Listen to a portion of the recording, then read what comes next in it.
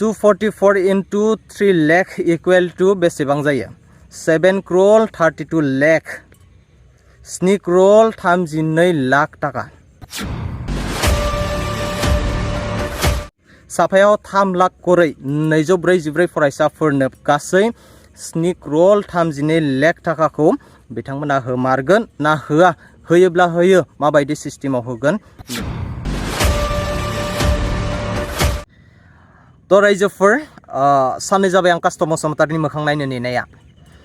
गावनि फेसआवबो सम सम लाइभ फैयोमोन मिडियाफोरावबो दिनै नुनो मोनाखै दिनै एचएसएलसी एग्जाम रिजाल्ट होनाया साननै जाबाय थांनाय एमएलए इलेक्शननि फोसावदिं मेलाव कास्टम बसुमतारिया मा प्रतिश्रुति होदोंमोन मा खोथा होदोंमोन बयबो रायजो राजाफोरा मोनथिखादों खोनाखादों जायफोर फरायसाफोरा एमआइएलआव 100 आव 100 मार्क्स लाखिनो हागोन एसामिसानो जा बेंगलियानो जा जिकुनु मातृभाषा जेरै जोंना बर' बिमानि राव एमआइएल एसामिसफोरना एसामिस बेंगलिफोरना बेंगलि जिकुनु मातृभाषायाव जायफोर फरायसाया 100 आव 100 मार्क्स लाखिनो हायो बै फरायसाफोरनो मा होनदोंमोन साफायाव 3 लाख रां करै होनो खोथा होदोंमोन होनायनि दा जों बे समाव नुनो मोनदों सासे फरायसानो बिक्रम आदाया 50,000 मोनसे चेक गथायनाय बेनि थाखायबो आंनिफ्राय साबायखर बावहरदों बिक्रम आदानिसिम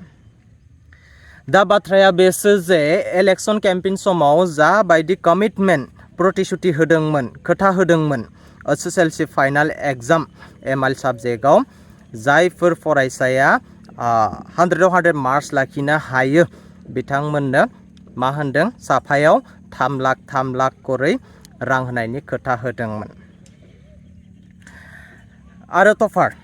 एचएसएलसी एग्जामाव जायफोर फरायसाया टपार लाखिनो हायो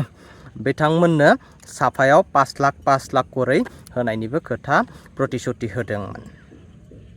दा बाथ्राया बेसो जे रायजोफोर इयुथ्सफोरनि 100 crore थाखाखौबो बिथांमोना थगायबायानो फरायसाफोरखौबो दिनै बिफेबा थगायनो नागाराखिसै 3 लाखनि जायगायाव सासे फरायसानो 50,000 रांल' होनाया जोबोद दुखुनांथाव जाबाय रायजोफोर जोबोद दुखुनांथावनि खोथा आरो मोनबा गेरेन्टिफोर होदोंमोन बिथांमोना मोनसेबो साक्सेसफुल नङा मोनसेबो साक्सेसफुलै मावफुंना होनो हायाखिसै गासिबो फेलियर मोनसेबो साक्सेसफुल नङा दाखालि एमएलए इलेक्शन केम्पेइन समाव बिक्रम दैमारिया आदिबासीनि सेराव थांनानै निमाहा बिहैदों जे मोनबा गेरेन्टियाव जों किसुखौ मावफुंनो हायाखिसै भुल जाबाय निमाहा होदो होनना बे जोबोर लासिसिंनि खोथा रायजोफोर जोबोर लासिसिंनि खोथा कास्टम बिक्रम रिनजय बिथांमोननि नंखाय थकबाजिनि थाखाय बिपिएफआ सानसे जोबस्रांलांगोन बिटिसिआव बिपिएफ दल होननाय थानाय नङा बिथांमोना दिनै रिनजय कास्टम प्रहलाद बिक्रम मोना बिपिएफनि पलिटिकेल केरियारखौ बारायहोआखैथ' खमायहोगासिनो दङ गाहाय खिजास लाबोगासिनो दङ दा बुंनो थाङोब्ला जोंनि बिटिसिनि गेजेराव एमआइएल साबजेक्टआव 100 आव 100 मार्क्स मोननो हानाय फरायसाफोरा टटेल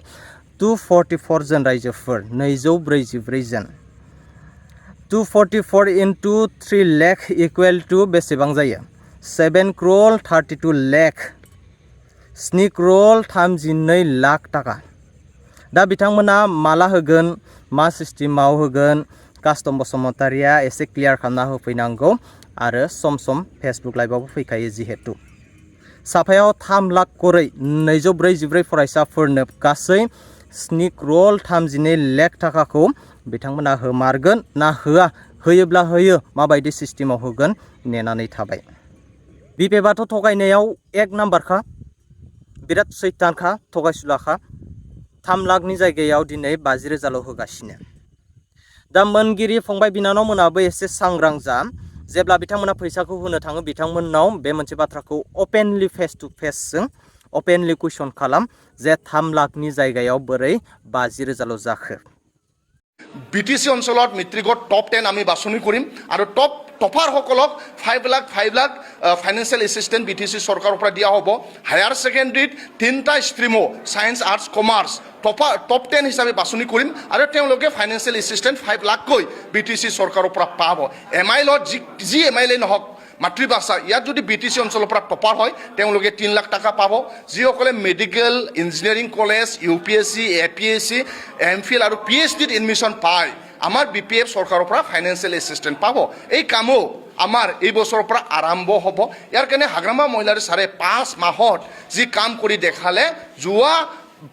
UPPL 5 বছৰত এই কাম কৰি দেখাব পৰা নাই UPPL 4 বছৰ লাগিছে CSB বোৰ্ড গঠন কৰিবৰ কাৰণে হাগ্ৰামা মহিলাৰ ছাৰক 2 মাহ লাগিছে CSB বোৰ্ড গঠন কৰিবৰ কাৰণে আমাৰ CSB বোৰ্ড গঠন কৰাৰ পাছত আমি গম পালো প্ৰায় 5 আছে আৰু এই 5000 টা আমাৰ যি পোষ্ট আছে এই আমাৰ BTCৰ যুৱতী যিসকলে শিক্ষিত তেওঁলোকক এপইণ্টমেণ্ট দিয়া কাম এই 5 বছৰত সন্মানীয় হাগ্ৰামা মহিলাৰ ছাৰে কৰি যাম বুলি ইতিমধ্যে তেখেতে ঘোষণা কৰিছে